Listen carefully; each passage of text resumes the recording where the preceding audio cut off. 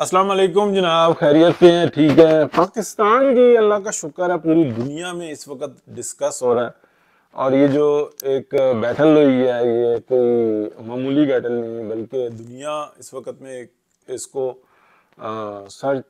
Research कर रही है और सर्च कर रही है कि ये हुआ क्या, यानी कि किस तरह की वॉर थी जिसमें एक ऐसी टेक्नोलॉजी इस्तेमाल हुई कि अपने से 10 गुना बड़े और ताकतवर ऐसे नामवर मुल्क को, जो दुनिया की बड़ी 5 मीशतों में आता है, जो दावा करता था कि साउथ एशिया के अंदर हम सबसे बड़ी ताकत है, और वो थानेदार बनने के शौक में था।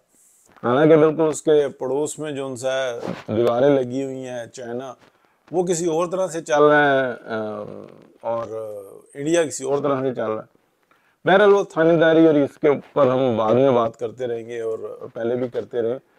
तो दुनिया जो है वो इस चीज़ को सर्च कर रही है कि ये टेक्नोलॉजी है, ये क्या चीज़ है जिस चीज़ से पाकिस्तान ने पूरे के पूरे इंडिया को बिल्कुल, आप कह लें, पंचिंग बैग बना के रख दिया। पंचिंग बैग क्या होता है, इसको थोड़ा सा पहले समझ लेते हैं हम।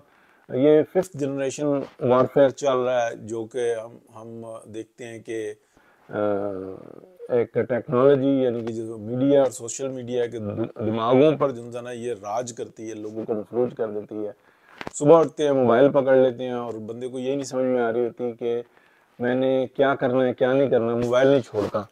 और ये हर जगह पे अपने अहम से अहम काम, टारगेट सब तबाह कर देते हैं।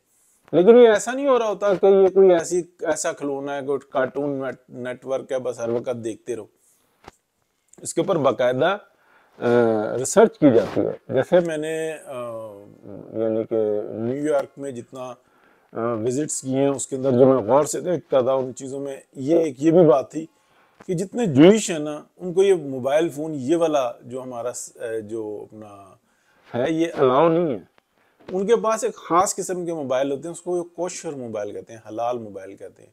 यानी कि उसके अंदर मैसेज आ जाता है, चला जाता है, व्हाट्सएप टाइप की, फ्लिपर वाले, आज से बहुत पुराने जो उनसे है ना, जो यानी कि उसके अंदर आप कह लें कि पिक्चर शिक्चर छोटी मोटी चली जाती आ जाती है, लेकिन वो सिर्फ पिक्चर की हद तक होती है, उसको कोशर फ़ोन कहते हैं। बाकी इन चीज़ों को तो वो ये कहते हैं कि ये तो जहर है, ये तो तबाह कर देता है।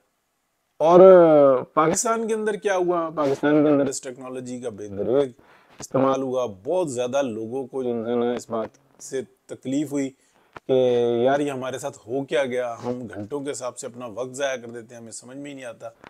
बच्चे परेशान होते हैं, उन्हें पढ़ना होता है, पेपर की तैयारी करनी होती है, वो मोबाइल में लग जाते हैं, मोबाइल उनको पकड़ लेता है, वो समझते हैं हमने मोबाइल पकड़ा हुआ है, हालांकि मोबाइल ने उनको पकड़ा हुआ होता।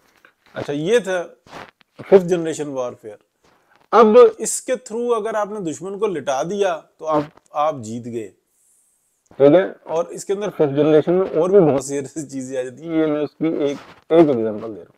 अब उससे अगली बात आई कि आप से जब मुकाबला हुआ तो दुश्मन के आप घर के अंदर घुस गए, और दुश्मन को समझ में नहीं आ रहा कि हमारे साथ हो क्या रहा है, हमारी ट्रेनें रोक दी, हमारे जो सिग्नल से वो खत्म कर दिए, हमारी इलेक्ट्रिसिटी बंद कर दी, हमारी एटीएम्स बंद कर दें। एटीएम जो है वो ज्यादा जो है ना, बैंक्स ने खुद बंद की थी, इसलिए की थी कि इतने बड़े बड़े एरर्स आ गए थे कि बिल्कुल एक जगह के तो जो मीटर है वो भी 0 कर दिया, ठीक है, उसका मिल गया।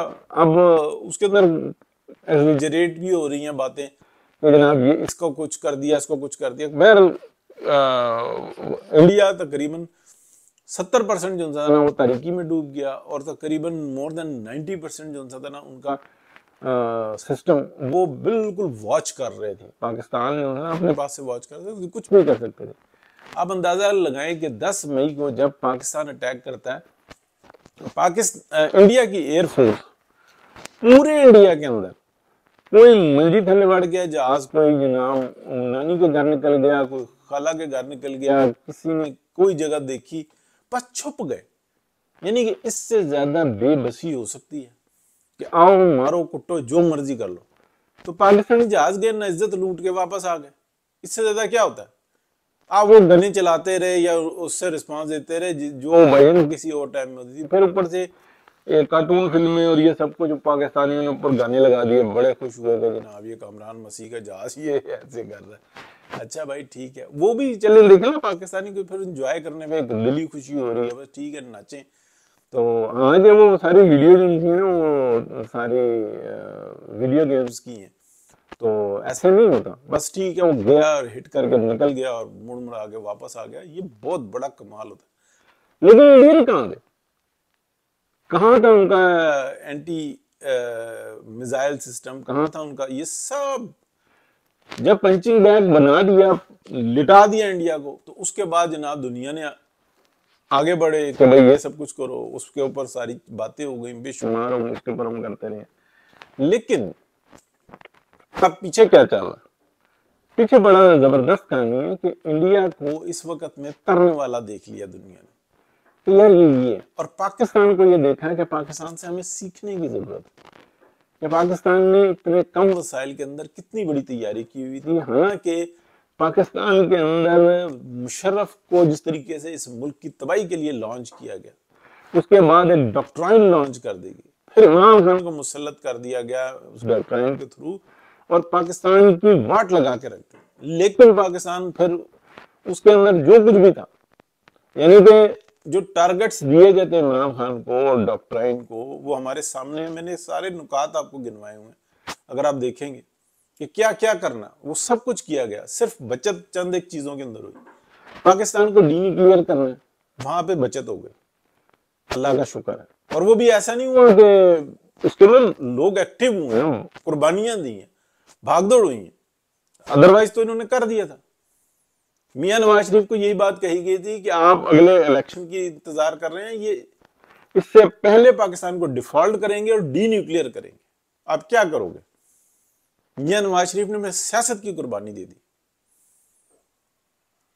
तो अल्लाह रहम करे, ये सब कुछ जोनसाना किस तरीके से क्या हुआ। बहरहाल अभी यह है कि पाकिस्तान को जोन साहब बहुत मेहनत करने की जरूरत है, मुआशी तौर पर अपने आप को स्टेबल करना है, अवाम तक जो है इसका असर जाना चाहिए, फौज का किरदार लिमिटेड होना चाहिए और मजबूत होना चाहिए, जैसा इस वक्त में मजबूत है। अवाम का एतमाद का मतलब ये नहीं है कि वो कहेंगे यार अब तो इलेक्शन की भी जरूरत नहीं है, तो हर वक्त तनकीद अच्छी नहीं होती, लेकिन इस वक्त में ऐसा है कि फौज अपना काम करे, कारोबारी हजरात अपना काम करें, पाकिस्तान के अंदर से करप्शन का खात्मा होना चाहिए। ये जो मुल्क दुश्मन बना दिए गए हैं लोग, ये क्रिएट किया हुआ कैंसर है, इसका इलाज होना चाहिए, अच्छे तरीके से होना चाहिए।